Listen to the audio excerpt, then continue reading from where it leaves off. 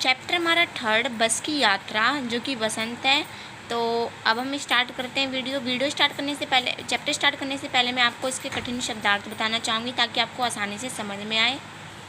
देखिए, ये अगर शब्दार्थ की मीनिंग मतलब जो होते हैं कठिन शब्द, उसकी मीनिंग आपको पता रहेगी तो आपको चैप्टर बहुत ईजिली समझ में आ जाएगा। तो देखिए, निमित्त का मतलब होता है कारण, साधन, ठीक। गोता मतलब डुबकी लगाना, किसी भी चीज़ में, एक नदी में डुबकी लगाना। इत्तेफाक यानी संयोग, कभी भी संयोग हो जाता है, इत्तेफाक से वो मुझे मिल गई, ऐसे करके हम बोलते हैं। बियाबान यानी जंगल, उजाड़ खंड, ठीक है। अंत्योष्टि मृतक, कर्म दह कर्म, ठीक। प्रयाण प्रस्थान, मरना, और बेताबी बेचैनी। तो अब चलिए चैप्टर स्टार्ट करते हैं जल्दी से।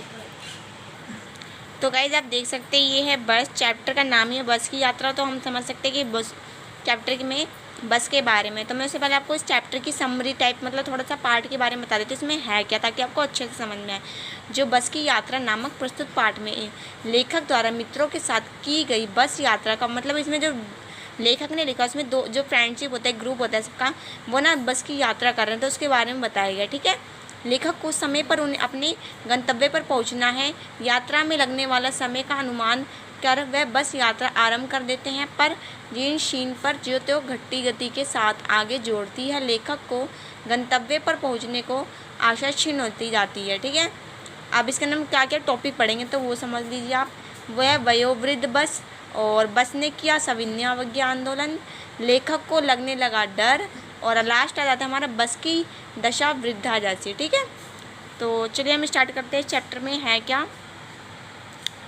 तो देखिए, लेखक ने हम 5 मित्रों ने तय किया कि शाम 4 बजे की बस से चले, ठीक है। पन्ना से इसी कंपनी की बस सतना के लिए घंटे भर बाद मिलती है, जो जबलपुर की ट्रेन मिला देती है। सुबह घर पहुंच जाएंगे। हम में से 2 को सुबह काम पर हाजिर होना था, इसलिए वापसी का यही रास्ता अपनाना जरूरी था। लोगों ने सलाह दी कि समझदार आदमी इस शाम वाली बस से सफ़र नहीं करते। क्या रास्ते में डाकू मिलते हैं? नहीं, बस डाकिन है। तो दोस्तों, जैसे कि मैं हमेशा वीडियो में करती हूँ कि चैप्टर की पूरी एक एक लाइन आपको समझाती हूँ, इससे आपका टाइम बहुत ज़्यादा वेस्ट होता है। तो मैं इसलिए आपको सीधे टॉपिक को लेके उसके बारे में पूरी डिटेल बता देती हूँ ताकि आपको समझने में बहुत आसानी लगे और टाइम भी बच जाए। तो टॉपिक है हमारा वयोवृद्ध बस। इसमें हुआ क्या था, तो देखो बेटा, लेखक ने सतना तक पहुँचने के लिए अपने मित्रों के साथ बस से यात्रा का कार्यक्रम बनाया, जिसमें वह जबलपुर की ट्रेन के समय तक पहुँच सके। जो लेखक है वो जाने के लिए सोचा कहाँ तक, जबलपुर तक, ठीक है। उसे सुबह घर पहुंचना था।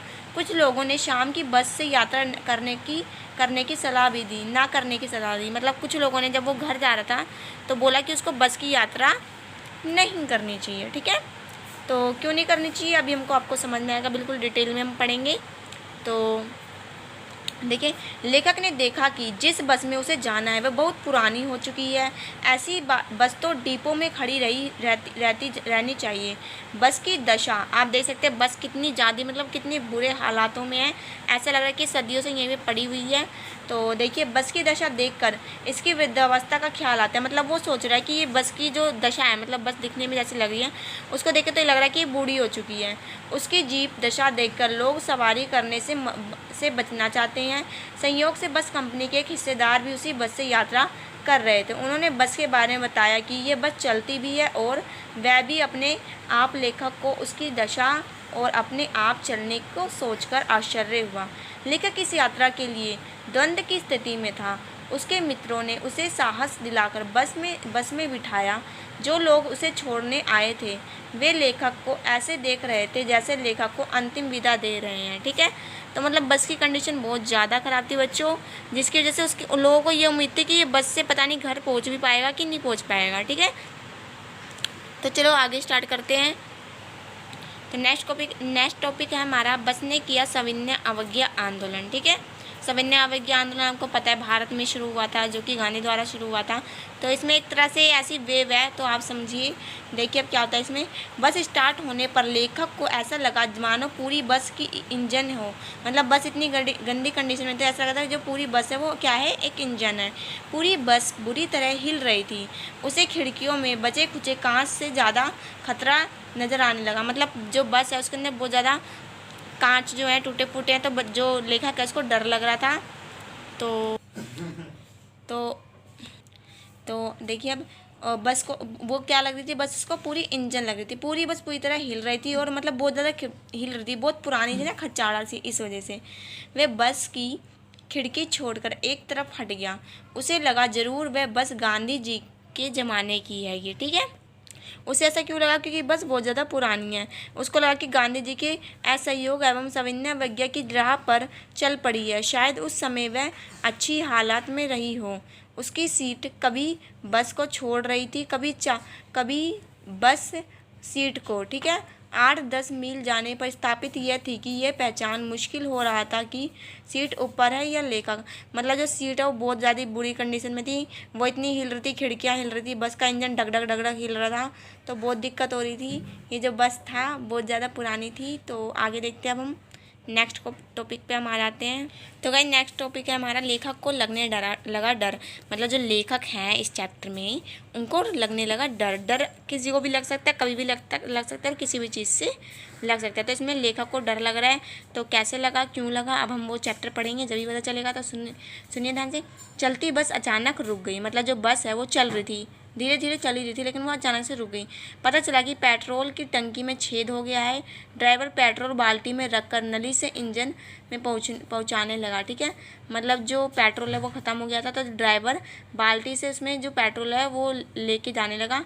उसे लगा अभी कुछ देर में बस कंपनी के हिस्सेदार बस का इंजन निकालकर गोद में उसी प्रकार रख लेंगे जैसे माँ बच्चे की शीशी से दूध पिलाती है। बस की घटती रफ्तार देखकर लेखक को उसकी स्टॉपिंग टूटने या ब्रेक फेल होने का डर लगने लगा। रास्ते में आने वाले हर एक पेड़ से उसे यही डर लगने लगता कि बस उससे टकरा जाएगी। झील आने से उसे लगता कि बस उसमें डूब जाएगी। मतलब जो लेखक है वो इतना डरा हुआ था कि रास्ते में जो भी चीज़ें दिख रही थी वो सोच रहा था कि अभी बस इससे टकरा जाएगी। झील है तो झील आ रहा था, तो वो सोच रहा था बस झील के अंदर गिर जाएगी। मतलब कोई भी चीज़, मतलब वो डर लग रहा था कि उसको कि एक्सीडेंट ना हो जाए, ठीक है। तो अब ये टॉपिक भी हमारा कंप्लीट हो गया। तो देखिए लास्ट टॉपिक है हमारा, बस की दशा वृद्धा जैसी। मतलब जो बस है अब वो कैसी दिखेगी हमको, बिल्कुल वृद्ध, मतलब बूढ़ी हो चुकी होगी। तो देखिए इसमें क्या होता है, बस के पुनः रुकने पर उसके हिस्सेदार ने बस को एकदम ठीक बताया। कमज़ोर चांदनी में बस वृद्धा की भांति लग रही थी। ऐसा लगता था कि बस यहीं दम तोड़ देगी और इसी सुनसान में उसकी अंत्येष्टि करती होगी। मतलब उसको लग रहा था लेखक को कि बस अब रुक जाएगी यहीं पे, और इस सुनसान रास्ते में रात का टाइम था और यहीं पे रुक जाएगी और हमको यहीं पे रुकना पड़ेगा, हम यहीं पे फंस जाएंगे, ठीक है। तो देखिए अब आगे क्या होता है। इंजन खोलकर ठीक करने पर बस चल पड़ी। अब उसकी लाइट ख़राब हो रही थी। मतलब इंजन खोलने पर बस तो चलने लग गई, अब वो ठीक हो गई, लेकिन क्या हो गया, अब लाइट ख़राब हो गई, ठीक है। तो एक पुलिया पर पहुंचकर बस का टायर फट गया। अब एक पुलिया आई तो वहाँ पे क्या हुआ, बस का टायर फट गया। मतलब देखो ये बस की कंडीशन कितनी ज़्यादा ख़राब थी। पहले इंजन बस पूरी इंजन लग रही थी, मतलब इतनी आवाज़ आ रही थी, खिड़कियाँ टूटी हुई थी, जिस पे ड्राइवर बैठा हुआ था, मतलब जिस पे लोग बैठे हुए थे, लेखक बैठे हुए थे, वो जो सीट थी वो भी बहुत ज़्यादा बुरी कंडीशन में। मतलब लेखक को ये लगा था कि तो जो पुलिया थी वो टूट चुकी थी। पुलिया के पास जाके टायर भी फट गया। ये यदि बस की रफ्तार तेज़ होती तो बस नाले में होती। मतलब अगर बस इतनी, मतलब ये देखो बस की वो तो स्पीड स्लो थी, इस वजह से वो उस पुलिया पर वो पहुंच कर उसका टायर फटा, वरना क्या होता वहाँ पे उसकी साइड में नाला था और उस नाले में बस गिर पड़ी होती। लेखक ने कंपनी के हिस्सेदार को श्रद्धा भाव से देखा कि इतने घटिया टायर वाली बस में जानबूझकर यात्रा कर रहा है। उसकी बलिदान की भावना देखकर लेखक ने सोचा कि इसे तो क्रांतिकारी आंदोलन का नेता होना चाहिए था। घिसा टायर लगाकर पुनः बस को चलाया गया, पर लेखक ने बस की ऐसी दशा देखकर समय पर गंतव्य पर पहुंचने की उम्मीद छोड़ दी थी। मतलब इस चैप्टर से क्या क्या निकलता है एंड में, ये होता है कि जो लेखक था उसकी जो उसका जो एक जहाँ पे उसको पहुँचना था, उसकी जो मंजिल थी, वहाँ तक पहुँचने की जो उम्मीद थी वो छूट गई थी। ठीक है, तो चैप्टर हो जाता है हमारा कंप्लीट। तो देखिए पहले मैं चैप्टर की वीडियो बहुत ज़्यादा पूरी डिटेल में जाके पूरा सब कुछ समरी समझाती थी, लेकिन इस बार मैंने शॉर्ट में समरी समझाई। तो आप मुझे कमेंट करके बताना कि वीडियो कैसी लगी। तो चलो अब हम क्वेश्चन आंसर पे आ जाते हैं। ये प्रश्न अभ्यास है। तो पहला क्या है, कारण बताने, क्या बताने, रीजन्स बताने। क्वेश्चन क्या है, मैंने उस कंपनी के हिस्सेदार की तरफ पहली बार श्रद्धा भाव से देखा, लेखक के मन में हिस्सेदार साहब के लिए श्रद्धा क्यों जगी।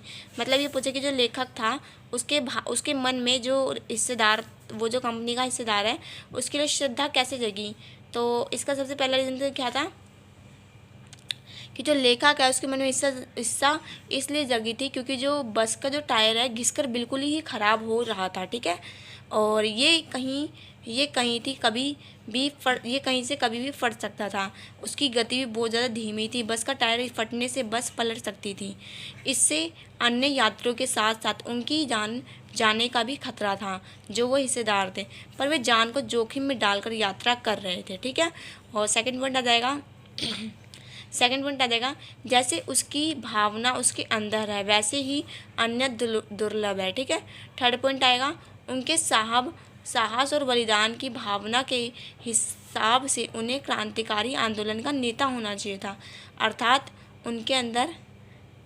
जो उनके अंदर है उनको, मतलब जो क्रांतिकारी का आंदोलन चलाते हैं लोग, तो उनका नेता होना चाहिए। क्यों? क्योंकि उनके अंदर जो हौसला है बहुत अच्छा है, वो बहुत मोटिवेट हैं, मतलब बहुत ज़्यादा अंदर से बहुत मजबूत हैं। ठीक है, उनमें साहस बहुत ज़्यादा कूट कर भरा हुआ था। ठीक है, तो ये हो जाएगा क्वेश्चन। सेकंड क्वेश्चन है, लोगों ने सलाह दी कि समझदार आदमी इस शाम वाली बस से सफ़र नहीं करते। तो लोगों ने वह सलाह इसलिए दी थी क्योंकि लोगों को बस की सच्चाई का पता था, लेकिन जो लेखक है उसको नहीं पता था। ये उसकी जर्जर दशा से परिचित थे, मतलब उसकी जो वो बस है वो है कैसी, उसके बारे में उनको पता था। ठीक है, लेकिन लेखक को नहीं पता था। बस कब कहाँ ख़राब हो जाए कुछ कहना मुश्किल था। बस यात्री को गंतव्य तक ठीक से पहुँचा ही देगी ये कहना भी मुश्किल ही था। इसलिए लोग उसको क्या कहते थे कि शाम की यात्रा करना नहीं चाहिए इस बस से। ठीक है, थर्ड क्वेश्चन है हमारा, ऐसा जैसे सारी बस ही इंजन है और हम इंजन के भीतर बैठे हैं। ठीक है, लेखक को ऐसा क्यों लगा। तो आपको याद है जब हमने अभी ये चैप्टर पढ़ा था, लेखक को ऐसा इसलिए लगा था क्योंकि जब बस को जब उन्होंने स्टार्ट किया था तब वे जोर की आवाज़ करती हुई हिलने लगी थी। पहले क्या चीज़ हुई थी, वो आवाज़ तेज़ से हिलने लगी, और हकीकत में जो बस का इंजन था वो भी हिलना चाहिए था। बस ख़राब होने के कारण पूरी बस ही हिल रही थी। ठीक है, हिलने तथा जोर की आवाज़ होने पर लगता था कि पूरी बस की इंजन बन गई है। ठीक है, बस ही इंजन बन गई थी क्योंकि आवाज़ बहुत ज़्यादा आ रही थी। ठीक है, अब और ये भी हो सकता है कि जो लेखक तथा जोर की आवाज़ होने लगा था, पूरी बस की जो इंजन है गई थी, ख़राब हो गई थी। इसके साथ ही जो लेखक है वो समझ रहे थे कि वे बस में नहीं किसी इंजन में बैठे हुए थे, क्योंकि बस की जो हालात है वो बहुत ज़्यादा ख़राब थी। अब आ जाते हैं हम अपने नेक्स्ट क्वेश्चन पे। गजब हो गया, ऐसी बस अपने आप चलती है। लेखक को ये सुनकर हैरानी क्यों हुई। तो जो लेखक है ये सुनकर हैरानी इसलिए हुई उनको क्योंकि दिखने में तो ये बस अत्यंत पुरानी टूटी फूटी सी लग रही थी। उसे चलाने के लिए धक्के लगाने आदि की आवश्यकता होगी। ये महाशय कह रहे थे कि इस तरह की बस अपने आप चलेगी। बस बात उसे चकित कर रही थी, मतलब जो बस इतनी बुरी हालात में थी और कोई वो कह रही है बस तो अपने आप ही चलने लग जाएगी, तो हैरानी की बात तो होगी। अब फिफ्थ क्वेश्चन हो गया हमारा, हैगा फोर्थ क्वेश्चन तक हो गई हमारे कंप्लीट। अब लास्ट क्वेश्चन है, मैं हर पेड़ को अपना दुश्मन समझ रहा था। लेखक पेड़ों को दुश्मन क्यों समझता है। अभी हमने लास्ट में ही पढ़ा था कि जो लेखक है वो उसको दुश्मन इसलिए समझ रहे थे क्योंकि लेखक पेड़ों की अपना दुश्मन समझने की समझते नहीं थे हकीकत में, लेकिन वो बस में थे इसलिए वो समझ रहे थे। क्योंकि जो बस है पेड़ आता उसे देखकर लेखक को डर लग रहा था कि कहीं बस उससे टकरा ना जाए, क्योंकि जो बस है उसकी कंडीशन बहुत ज़्यादा ख़राब थी। पेड़, नदी, मतलब जो भी झील आ रहा था तो उसको ये लग रहा था कि बस झील के अंदर ना घुस जाए। तो बस क्वेश्चन हमारा ये कंप्लीट हो गया, तो ये चैप्टर भी कंप्लीट हो गया। वीडियो को लाइक करें, ज़्यादा से ज़्यादा शेयर करें, कमेंट करके बताएं कि चैप्टर आपको कैसा लगा, बताना ना भूलें, और ज़्यादा सब्सक्राइब करें और कमेंट करना ना भूलें। ठीक है, चलो तब तक के लिए बाय।